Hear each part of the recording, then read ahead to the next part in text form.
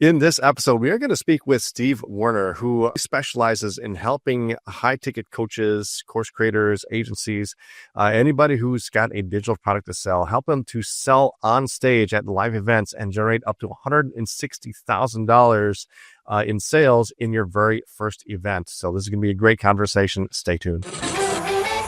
If you want to build a legitimate, profitable online business without shiny objects, without the hypey gimmicks, and without the stress and overwhelm, if you want to make more money without having to be present online all day, every day, pumping out content that nobody sees and hustling DMs to generate leads and sales, then this is the place for you. Welcome to the Digital Trailblazer podcast, your online business university, where you'll learn how ordinary people start from ground zero with no influence, no email list or audience to sell to, and no business or marketing experience, and go from working 9-to-5 jobs to building successful 6- and 7-figure online businesses and all the steps in between. Learn the strategies that worked and what didn't. Learn the mistakes that they made and how to avoid them, and then learn their plans for scaling their businesses and taking things to the next level. All so that you can build your business faster and easier and make more money without sacrificing the things that are important to you in your life. I'm your host, Leah Ray Getz, and with me is my husband, Todd. Now, let's get to it with today's guest. Welcome, everybody, to the Digital Trailblazer podcast. With us today is Steve Werner.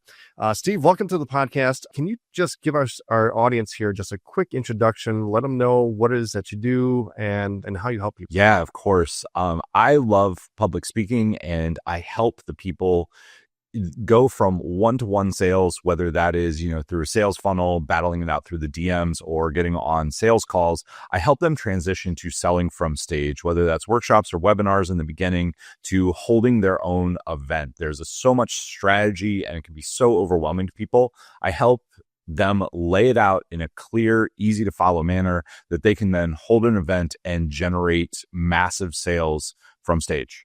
Wow. Yeah. And that's something that, it's one of those things that for me and Leah, I know it's something that we've always said, yeah, it'd be really cool to do an event. And then we start thinking about, okay, well, we've got to do this first. And there's a bunch of planning to do. And it's like this whole big production you got to put on. But I think you're doing it in a really cool way where your first event doesn't have to be that big and you can still generate a ton of cash collected and income from it. For our audience, can you first lay out just who would be a good candidate to do this with? Like if you're a coach or an agency or course creator, and you're thinking about doing a live event with your method, who is it that's really a good fit for doing something like this? Yeah, that is a great question. If you want to hold an actual in-the-room physical event, I would say you need to be at probably $250K in sales minimum, have a clear avatar, have done some clear sales. An in-the-room event, your first in-the-room event, if you're looking at 30 or 40 people, which is where I would say to start, you're going to need a budget of 15 to 20K to do it the right way. That includes the room itself as well as marketing and all the stuff that goes with it. If you're looking at a virtual event, you can make it a little bit cheaper. I would say you're still probably going to need $5,000 or $6,000 to get it done right. Okay, so this isn't exactly for the beginner, someone who's just getting started, trying to get their business off the ground. This is for people who've got like a proven offer, you've got some good testimonials, you've got a good sales process in place, and you're probably more experienced speaking with your audience. Is that right? Yeah, that would be correct. If you're just getting started and you love being on stage, that's where I was when I started. And I started with webinars and workshops. Workshops are going to be the place that you want to start, not a webinar, because at a workshop, you can fill it easier. If you have 5 to 10 people in a workshop and you're actually working with them, your conversion is going to be much, much higher. And you also have much lower overhead to get started. A lot of people point towards webinars. Webinars worked great 10, 15 years ago. Nowadays, you need to have a pretty large budget and a very good JV network to pull off webinars well. If you're just getting started and you know that you want to do this versus all the social media posting and fighting people in the DMs, trying to get them on calls, hold a workshop. It's going to be much easier if you get 5 or 6 people there. That's a great place to start. It'll help you hone your message and your offer. You'll get so much feedback from them and you'll generate a lot of cash flow that way. But the events that we are talking about on this podcast are for the more experienced, somebody who has probably been around for, I would say, 6 months to a year and a half and has generated some sales through one-on-one or through small workshops to the point that they know their avatar very well. They know their pain points. They have the offer. We're going to be focusing on building 10 key talks that all go together to frame the offer, as well as 6 months of marketing that go before the event to make sure that you have the right people there that are hot, ready to buy, and want what you have. Yeah, and I think what you said there about webinars, we've kind of experienced that as well. It's just really hard to be profitable with those. Like if that's your only offer, it's hard to be profitable with those running cold traffic. And if you don't have anything else on the back end, if you're doing like 1.5 times return on ad spend, like that's pretty good. You're going to struggle to hold that. So yeah, having those JV partners, I think is really important. Before we move on, just a quick point of clarification. Can you explain for our audience what is the difference between a webinar and a workshop? Because I think a lot of people may not really understand what that is. Oh, that is a great question, Todd. Thanks for bringing it up. And I want to come back to webinars as well. So a workshop is usually going to be between 3 and 5 hours, and it is interactive. So you're going to hold this in a Zoom room where it's two-way. Some of the stuff from the webinar and workshop overlap. So you're going to teach the same thing. I'll just use webinars because that's what we're talking about. On my webinar, on webinars, I teach people first how to build their origin story. Then we talk to people about how they get the right people there. And then we talk about building an offer. The thing is, on a webinar, it's one way. I'm teaching it from stage. I'm telling stories. On a workshop, I will teach for 2 to 3 minutes. And then I will workshop it with somebody that is in my audience in the workshop so that they actually get the takeaway. I can answer questions. The other difference on a webinar, we've all been on the webinar. You get to the end, you're going to listen to at least a 15 or 20 minute pitch, right? They're going to break down the whole offer. On a workshop, you don't have to do that because as you're going through, I just tell people at the start of my workshop, hey, I am here today to serve you as best I can in the next 5 hours. At the end of this, if you want help doing more of what we did here, I will have a short offer for you. And then throughout the workshop, I'll be like, hey, how many of you are getting a ton out of this? How many of you liked how we just did that? If you're interested, here's a link, book a call with me. I'll show you how we can move forward. And I always tell them the price because I don't want people to get on the call shocked. That method, because you're actually helping people, what's the biggest thing stopping people from moving forward today? It's rapport and trust. And a workshop allows you to develop that with like laser focus. Webinars are used more as it's a 90-minute, you're going to teach a little bit, you're going to develop a little bit of that rapport, and then you're going to make an offer, but it's one way. The other thing that I will say to your point, this is a big distinction that I think people miss. Webinars are not meant to be your profit center. What they do is develop an audience. When you run cold traffic, I'm going to give you some numbers here. We ran a webinar this summer. We spent $40,000 in ad spend. We were about $14 per opt-in. We built a good list that was engaged. Our show up was about 21% of that. We made enough to break even. We did 1.1 ROAS. What did we gain there? A list of buyers. Correct. Yeah. And that is what you want, not like, I mean, that's good. But when people come to me and they say, I want to make a webinar that does $1 million a year, you might make $1 million, but it's going to be break even or slightly loser. What you're really building is a list that you can then sell a higher ticket item to. If you're going into a webinar thinking you're going to make a lot of money, trust me, you have to change that mindset because that's not what a webinar is designed to do. That's what it was 15 years ago. It's not what it is anymore. I think you hit the nail on the head there. I know when Leah and I did our first webinars, and this was back in, it wasn't even that long ago. It was 2017, 2018. We did just that. We made $1 million with it with a $300 product and really no upsell. And we were at 2 to 3 times return on ad spend. And at the time, we did not realize that was a unicorn, that was something people are not going to be able to duplicate.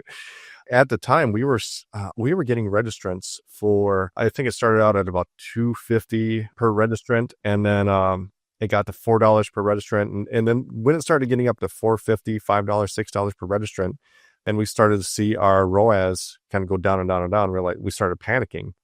And when we talked to other people about that, they were like, well, that's still great. And I'm like, what do you mean that's great? We're going to be losing money here. We just didn't realize. It's our first time running ads and doing webinars and things like that. We had no idea. We just thought that was how it was. But yeah, it's really tough to do that. And that's when we started learning about, back end offers, and having an offer stack and things like that. So on a workshop, since you're not really selling directly on that, you're basically getting people to book a call. I assume you're selling a much higher ticket product at the end of that. Is that right? You can do it either way. I do personally. Yes. I encourage clients, especially if they are getting started, sell a 2K or a 3K product. The difference between this and a webinar, if you're going to have to either do ad spend or you're going to go post on Facebook and you're going to shoehorn people into your webinar. You're going to end up with 10, 15, maybe 20 people there. Do a workshop instead because it's two-way. It gives you a chance to shine and to really help those people, and they will convert to buyers at a much higher percentage. So if you're selling, it could be a 2K product, which could be a course. I'm going to give a huge tip right here. If you're doing a course, we've seen course sales fall off because everyone has done it. Add a half-day workshop to the course. So even if you do a workshop, add something where they get implementation added to it. And that's where you can easily sell them into a year-long program, a mastermind, one-on-one. That's the stair step, especially when you're, I would say, sub 100K in sales. Do a workshop, sell a 2K course plus one-day event. The one-day event, deliver, help them. And the caveat is you tell them you have to go halfway through the course.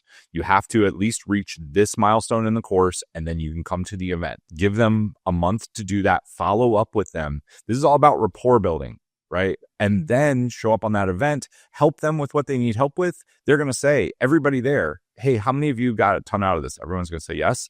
How many of you would like support over the next 3 or 6 months doing this? Or how many of you'd like to work with me one-on-one? High ticket sale. Now, I think you and I would go straight to the high ticket sale. You definitely could, but until you have done some of this, everybody wants to jump from 0 to $1 million. I appreciate it. I love you guys for it. And you have to learn your people's pain points. You have to learn how to talk to people. You have to learn this process. Just start with that because it will be way less painful for you. That's my advice. That's an awesome tip. Yeah. And especially if you take that and you position it as a bonus that they get rather than just as part of the course, right? You want it to be as a bonus, and you can add some deadlines to it if you want, but yeah, and that'll add some scarcity to it. Yeah. I love that suggestion. That's great. Now that workshop, and last question about the workshop, and then we can move on, but with the workshop, is that something people pay to get on, or is that a free workshop that you're doing? Okay. So you can do it a couple different ways. I would encourage you not to do it for free. I do a $37 or a $97 price point, depending on the pain points that I am solving and really what the outcome is. So if I'm doing my workshop on live events, I know the people that are going to come to that workshop, most of them are $1 million plus. I'll charge $100, $197. I've charged $997, and I don't discount it because those people can afford it. They're not going to blink at it. When I am selling to a lower ticket audience, I will put the price at $37 or $97, but I'll give a discount code that takes it down to $1. I still want them to pay to be in the room. Noah Kagan just did a podcast on this, and I absolutely love the way he framed it, so I'm going to borrow from him. If you don't know Noah Kagan, $1 Million Weekends, owner of AppSumo, what he said, which I loved, he was like, so you just talk to them, right? Get on a call. Maybe you're messaging them through Facebook. Maybe you're using audio messenger. I use audio. Say, hey, Todd, I saw you were interested in my workshop. Here's the thing. We don't let people in for free because we all know that what you pay for, you pay attention to, but I really want to support you. I hope you'd want to support me. We're getting this going for you. I'm going to be in there giving you everything that I can. Is it worth $1 to you? If it is, you know what? I'm going to give you a discount code. It's going to get you in the door for $1. We don't let anyone in for free, but I promise you it will be well worth your time. Something like that. What can people say? If they want the outcome, is it worth $1? I've had people tell me I don't spend money on workshops. So, well, okay, cool. Have fun. I wish you all the best. What are they going to say? It's not worth $1? Mm-hmm. It's less than a cup of coffee. Yeah. And why would you want somebody that's not willing to pay at least $1 to get something like that? Yeah. Now that's different from a webinar, right? A webinar, everybody knows is free. If you try to charge for a webinar, you're going to run into it. But if I always tell people, like, I'm going to be on there for 5 hours with you, we limit them to 20 people. I'm going to be helping you with whatever you need help with. What else can you say? So that would be my suggestion. Don't do it for free. You will not get people. You'll either get well-wishers who show up, who will want to support you, but they're not going to be buyers in the end, or you'll get a bunch of time wasters who say they're coming. I'll give you an example of this. A client that I had last year was running free events. He was spending about $50,000 to $60,000 a month. He was getting 200 to 2,500 registrants, but less than 300 show-ups and almost no sales. I'm like, of course, because you're getting free seekers. It's completely different. Yeah. All right. So once we've done these workshops, we've kind of built up a revenue of 20,000, 30,000 a month. We're at that 250,000 a year revenue level. We're ready for live events. Give us kind of a quick rundown of what these events are and what you're doing with them. Yeah, perfect. So there are 3-day events, and the way that we structure them, most people start with an event and they say, who can I invite to speak? And I want to make sure that my event delivers more value than anything else. You're going to spend a lot of money on this event. It should wow people, but it is not built around just how much value you can have, who you can put on stage. We start with the end in mind, which is, what is your offer? You need to be selling a high ticket offer to make it work. I would say minimum $15,000. We really like to see $25,000 and up in the offer. And we want it to be a minimum usually of 6 months to a year deliverable. You want to work with these people. You want it to be ongoing. We'll come back to why that is so important in a minute. But the way that we structure the event, we take the offer. A lot of people, I'll use weight loss. That's an easy one. People say, I help people lose weight and gain more energy. That's not really an offer. That's an outcome. Let's break that down into an offer stack, which is usually 5 specific line items that overcome pain points and reach outcomes, as well as 2 to 3 bonuses that wow people. Once we've built those, I'll give you a few of them for health here in a second. Once we've built those, we test them to the audience. We check them on Facebook. We send some emails. We want to make sure that we are communicating those pain points, the objections that they have to them, and the outcomes that they will get in a way that uses your avatar's language. This is important. You're putting people in the room and you're spending a lot of money to do so. Make sure you are getting the right people there and that you talk to them in the right way. So we test, then we take those 5 things. There are a couple things in those line items. So each one has the entrepreneur's story, how they earned or learned that takeaway. The next thing, you need to have testimonials. You touched on this earlier. I would love to talk about this because it's so important to have case studies. How did you help one single person with that specific thing? Then you want to look at what comes before that piece. So I'm going to break all of this down using health and wellness. If you're a coach, right, that's coaching on health, weight loss, you probably have a meal plan. Talk to them about why your meal plan is different from everything else out there. Well, what's the speaking cube that you would build around that, the block? It wouldn't be around the correct diet. Instead, you want to show people what is the incorrect diet. One, they'll already kind of know that. So they're going to lean in. They're going to be like, oh my goodness, you're so right on that. Then you want to stretch the gap and show the other offerings that they may have heard of and or tried, and you want to discount them.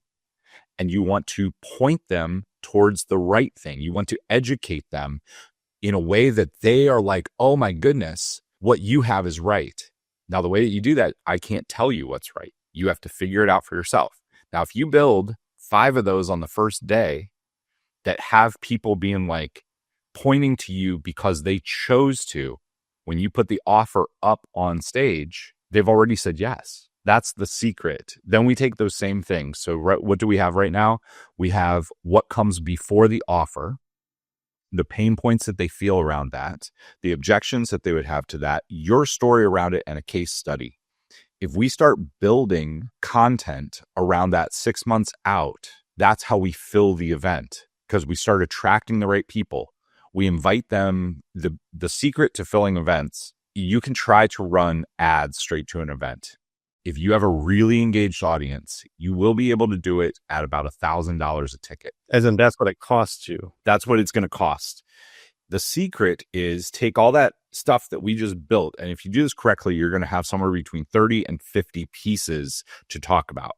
You move all that over here 6 months before, and then you run webinars and workshops selling a low ticket thing that solves the piece before the piece. So it would be like, what's the diet that they need? What's something that they need help with on the diet? It might be an easy meal plan. It might be a 7-day challenge. Selling that out here at a low ticket price to a warm audience that you generated because of the content, telling your story about that specific piece, selling them something low ticket that comes with a ticket to the live event.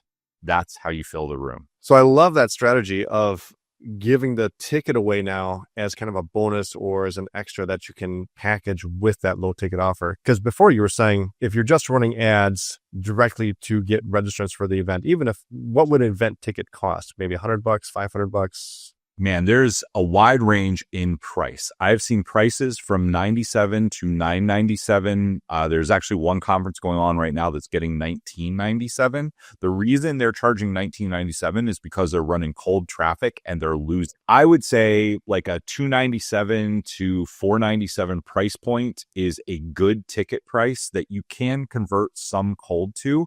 But I will tell you, the number one call that I get, I had one last week. The guy called me. So far, they have spent $600,000 on ads to sell tickets to their event. They have space coming up the first weekend in February. They have space for 2,000 people. How many tickets do you think that they have sold? 600,000 in ad spend? Well, 600? 250. Wow. They're spending $2,400 to get a registrant for that event. And they've got a professional marketing team. He's like, why are we having such a hard time? I said, you're not. Your numbers are right in line with cold ads. And he was like, what could we do? And I said, this is what I would do.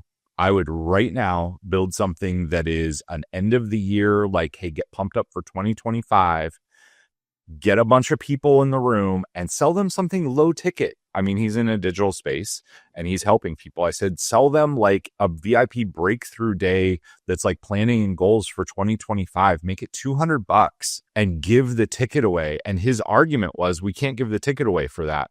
Like, we're charging more than that for the ticket. And I said, listen, like, I'm telling you, if you took that $600K and did the same strategy, you would have the room full. And like, we ran a bunch of different numbers around it. And he was like, man, you're right. We used this with a client for an event in September.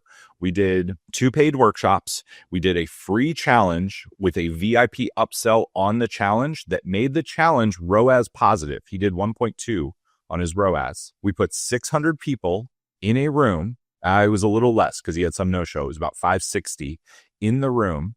And he did 1.8 top line using 2 workshops. I'll tell you his ad budget too. 2 workshops and 1 challenge. His ad budget was $430,000. So what's his ROAS on the total event? We could really go down a numbers rabbit hole. His ROAS on the event was very good. That's what I want you guys to take away from it, because he filled it basically at break even through holding workshops and the challenge. Yeah. And I think that's what a lot of people don't realize when they're putting offers together, is that being able to break even on that first offer, that's like a gold mine. You're getting buyer leads for free. And then anything else after that is just pure profit. 20 years ago, when this game all started, early 2000s, it was different because nobody was doing it. You could sell an information product and print money because you didn't have to do all the middle steps. As the market has become more crowded and as people have become more jaded, you have to build rapport and you have to be able to do the thing that you say you're going to do. And then pre-COVID, we did events pre-COVID. You could drive people to an event for $600 to $800 to get them in the room. When COVID happened and Zoom became the de facto, everybody is like, oh, I don't need to get on a plane. I don't need to get on a hotel. Like, there's a lot more resistance. And what we found out was you basically have to add a middle step.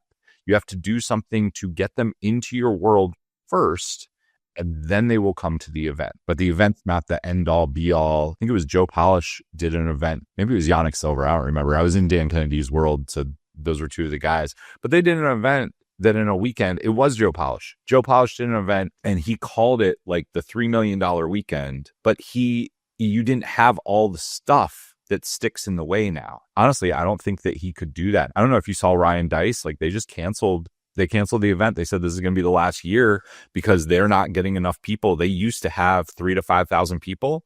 This year, so far, they've sold like 400 tickets. He made a public post about it. Funnel Hacking Live. This is the last year for Funnel Hacking Live. Yeah, I was about to ask about that. Is that are they struggling to get registrants for that? I don't know the behind the scenes of ClickFunnels. I love Russell, but it has fallen off. I mean, ClickFunnels is not the software that it used to be. The coaching program is not the same. And I will say, I think the last event that they held a little over a year ago now, they had a room for, I might be wrong on these numbers, but I believe the room held 8,000 and they filled half of it. And the sales from it fell off. They're not the same. And it's not that they're bad because the Go High Level event is doing well. People do like events, but Russell, for that event, I do not know his actual spend, but my guess is that event was $8 to $10 million easily. And if he's ROAS neutral on the event, that's his high ticket sales platform. Like that's not a good place to be. You don't want to be neutral. I could be wrong. Russell, if you're listening, I don't know your numbers. He put a lot of time, energy, money, all of it. And it's a big swing. We helped one of our clients last year. We held like it was about 1,800 people in the room. And when it was all said and done, he was into it for 1.6, 1.8. And his total cash collected was ROAS neutral. With the back end, he made like maybe 1.2. And his direct quote was, I don't know if it's worth doing this. We should just do virtual events. It's a lot less risk. And you can do a virtual event. It's the same formula. We help people with that. We did more than 20 virtual events last year based on the same formula, just not in the room. Right. Now with these live events, so you're saying your first event, you mentioned this to me earlier, your first event, you only want, 30 to 50 people in it so that we can keep it small and it's low overhead. Is that right? Yeah, you could honestly, if you do a live event with 10 people in the room, one of my first clients, we did an event with 11 people. She closed 9 of them on a $15K offer. Because the smaller the room is, the better your conversion is going to be because you actually know everybody there. Bring me back to that point because this is one of the main things we do with events that nobody else does. She converted really well. I think people with their first live event, if you aim for, I would say 25 to 40, the reason being once you hit 50, your cost on the hard cost of the event doubles. Your room space is going to double. Your food and beverage is going to double. Your room block is going to double. You're going to need AV. You're going to need staff. And all of that adds to the complexity. You can do an event with just you by yourself, 25 people. I mean, I've done a 30 or 35 person by myself with no staff. Once you start getting up though, then your costs go way up. Your first event, if you aim for 30 to 40 people, you're probably going to end up with 25 to 35 and you're going to have your hands full and you're going to end up making plenty of money and your cost is going to be lower. So an event like that with 20, 30, maybe 40 people tops, would you hold that at like an Airbnb mansion that you'd rent out or something? Or you definitely can. I'll give you a couple tips. Going to a co-working space is going to be way less than holding it at a hotel. So find a co-working space that is in a same business plaza with a hotel, and you will probably be able to rent the co-working space for $400 to $500 a day. Some of them are like $600. Co-working space does not charge for food and beverage. So what we do then is we just order some food from, two things. If it's in a business plaza, there might be some grab and go style restaurants that they can go eat at for lunch. We'll still take everybody to dinner, but lunch could be grab and go, or you can, if you're at a co-working space, you can Uber Eats it in, which is going to save you a ton. Just so you guys understand, if you've never held an event, the last event that we held that was live, we got charged $190 for a gallon of coffee, and that is normal. wow.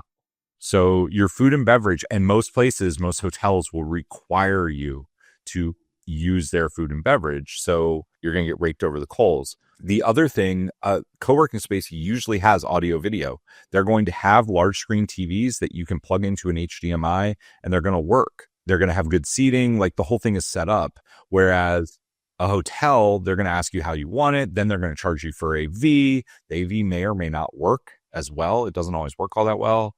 I would recommend that. If it's a smaller event, we love doing like intimate style events at Airbnbs. If you're doing 25 or 30 people, that could be a little bit big. I like 10 to 15 people at an Airbnb can be great. And you can include, if you're doing this in Orlando is one of the best places. They have houses that have 15 bedrooms. If you want your own bedroom, it's this, like we're including beds with it. That can be a really good one to hold your first event if you're doing it smaller. We've definitely done some of those with a lot of great result. Nice. Okay.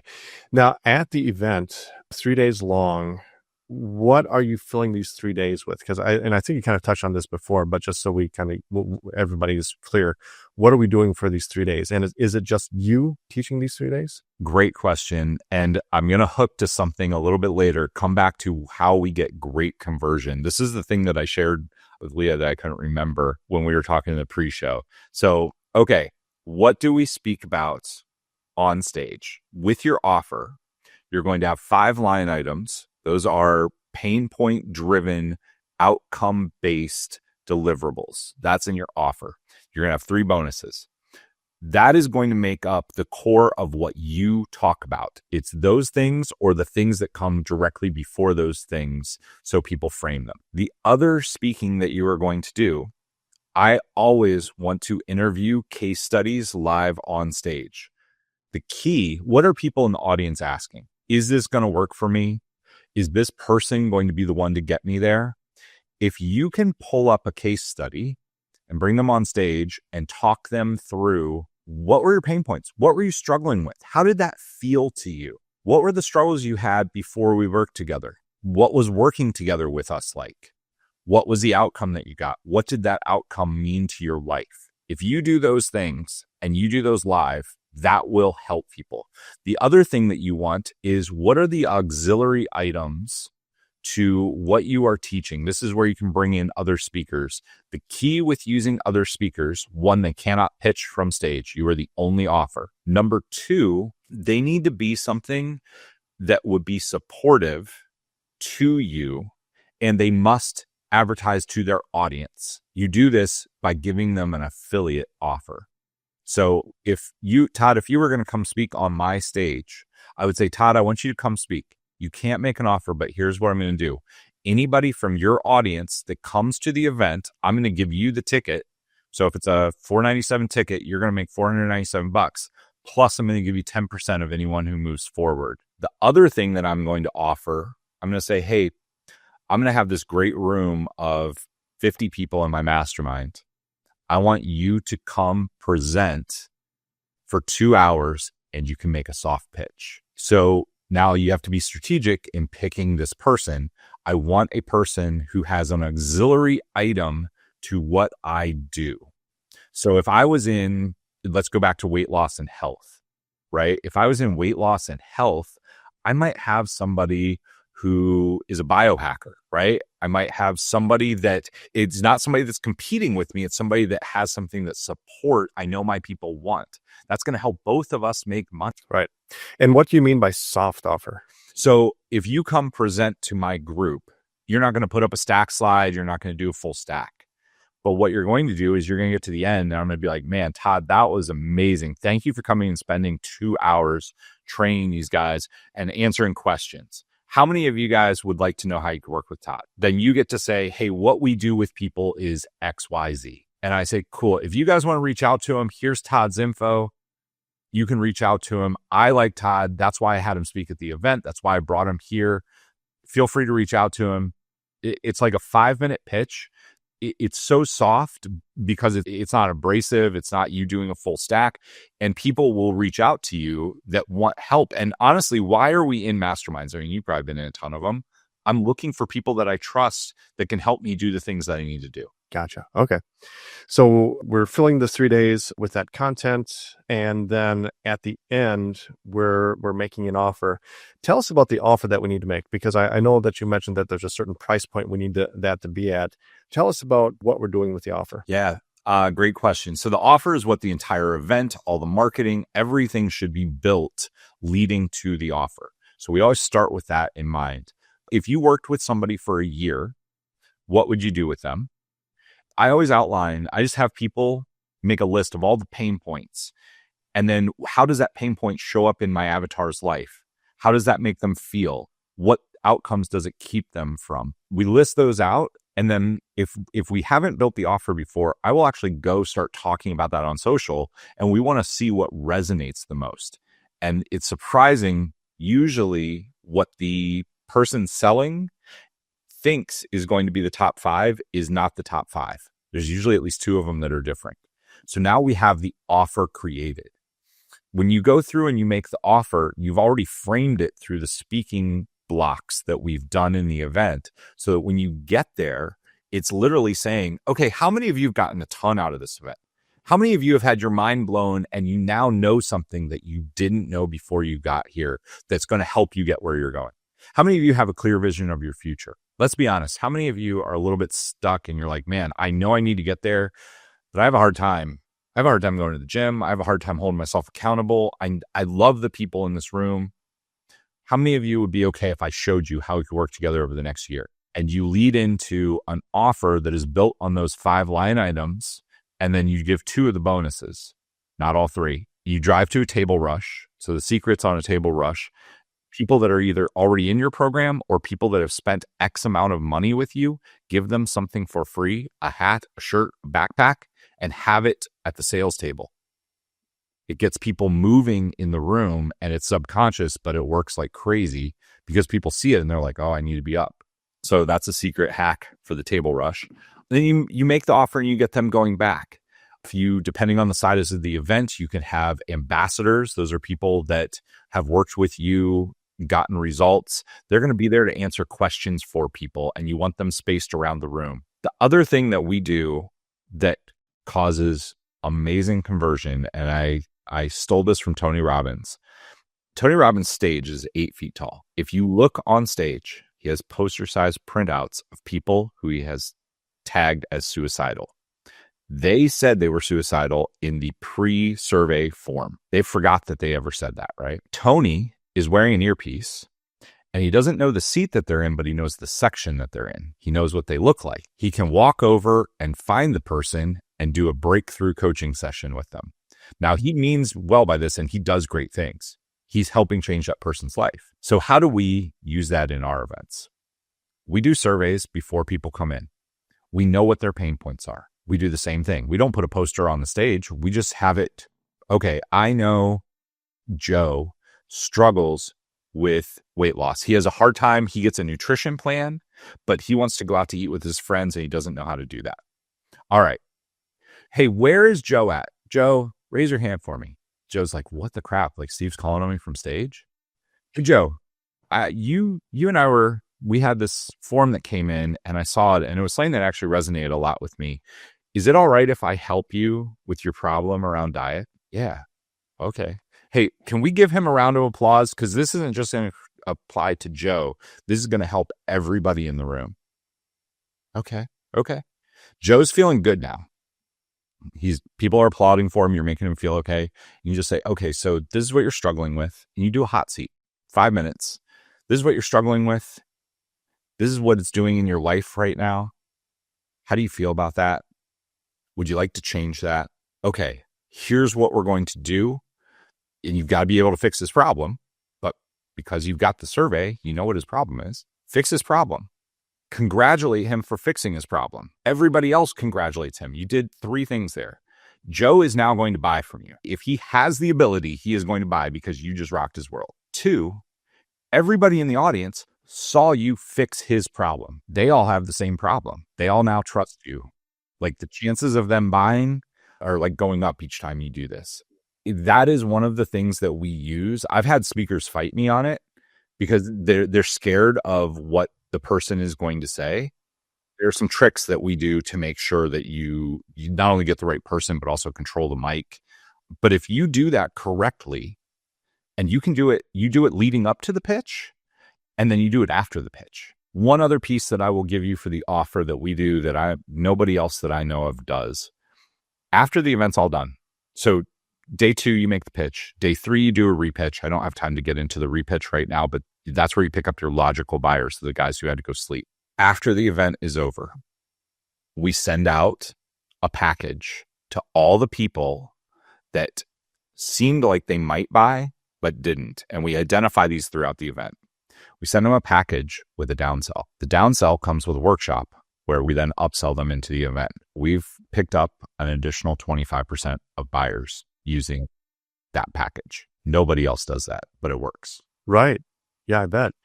Okay, so a couple of questions here. With the previous clients that are at the event helping you out, are you offering them anything to be at the event and helping, or how are you getting them there? Sometimes we give discounts. It depends on the audience. It depends on the attractive character, the person holding the event, and the people in the audience. A lot of times they're going to buy a ticket anyway because they love the person. We do something for them, whether it's a VIP lounge with the person, whether it's a discounted ticket, whether it's a free swag piece. I took this from Tony Robbins. If you go to a Tony Robbins event, all the people that he has working there are free. He doesn't pay any of them. Well, I won't say any. I don't know that for sure. The people that are on the floor, the people that are leading, are not being paid. They're doing it out of the goodness of their heart because they believe in it. And I've thought about doing it because I'm a big believer in Tony Robbins. It changed my life. You can do something. You want them to feel gratitude. So it doesn't have to be a free ticket. It doesn't have to be paying for their airfare. And really what they're doing is answering questions, right? If you're a big believer in what they do, when I first got into ClickFunnels World 2017, I probably brought 20 people into that program because I was on fire for it. So it's not too hard to get that. Cool. And then your offer at the end, if you've never sold, so if you're doing high ticket coaching or whatever, 15, 25,000, that's pretty high ticket. If you've never sold something for that much before, is it just a matter of raising your price, or are you adding something to the offer, or is there a done for you component, or could it be just coaching? What are we doing to get the offer up to the price point that we're looking for? Okay, some people really, really fight with this, and that is an internal dilemma. This is one of the reasons that I say, do a workshop first, sell some stuff first, because so many people say they want to sell a 25K package. I've literally seen this happen. They sell a 25K package and they refund it in a week because they don't know how they're going to deliver it. They have imposter syndrome, and it causes all this anxiety and stress. So the people didn't even ask for a refund. They just refunded it because they're afraid. Wow. I know that sounds crazy, but I've seen that happen, I think 2 or 3 times. So it's like the dilemma. Everybody gets into, not everyone, people get into entrepreneurship because they see money and time freedom. And everybody says they want that, but they have these internal beliefs. Money is bad. Rich people are evil, and it self-sabotages them. And until we change those beliefs, we can't actually attract the thing that we want, right? It's very, very difficult.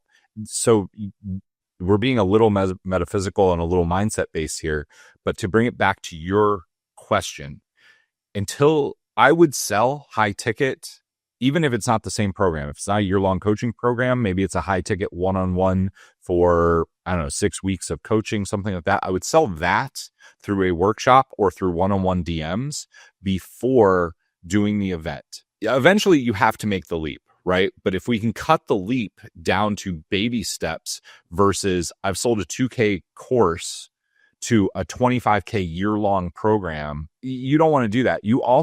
People want to go as fast as they possibly can. I saw this happen to one of my early friends in this game. He grabbed a lot of traction early on. He really knew how to attract people. His first mastermind that he launched went from 0 to 70 plus people in it in 3 months, and it crashed and burned because he didn't have infrastructure. He didn't have a team that could run things. He didn't know what he was going to coach. He promised everybody a weekly one-on-one. If you have 75 people that get a weekly 1 hour one-on-one, can you deliver that plus run the entire business?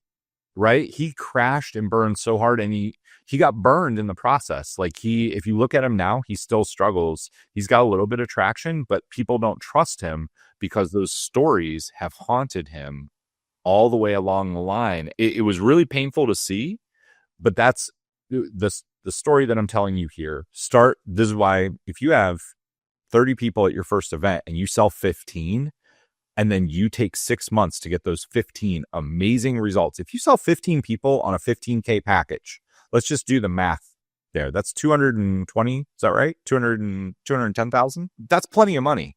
I know you all want to make more, and I love you for it. You should. Take 4-6 months. Get your program together, get feedback, and make sure those people get amazing results, and your program will go through the roof. That's what you want. So I would start with a smaller event, make the offer. If you have 30 to 40 people and you close 15 to 20, if you close 10, you're going to do great money-wise.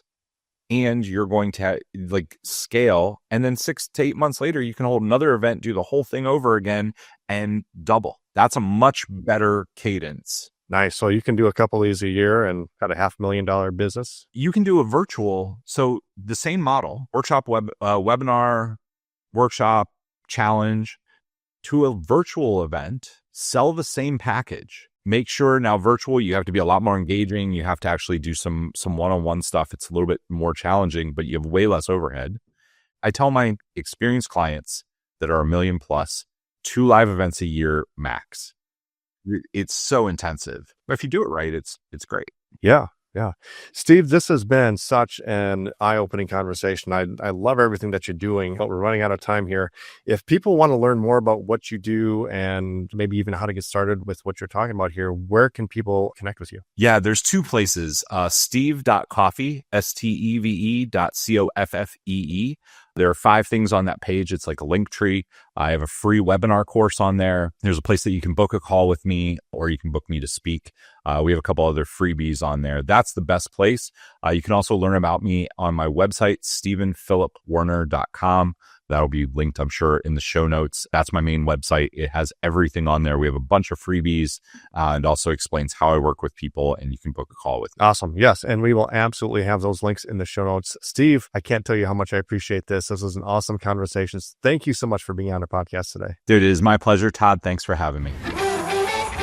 You've been listening to the Digital Trailblazer podcast. For show notes and information about today's guest, head to digitaltrailblazer.com. Now, if you love this episode, if you got some value, make sure you leave us a review and subscribe. And be sure to share this episode with anyone you know who could use help to build their business. Thank you for listening, and we'll see you next time.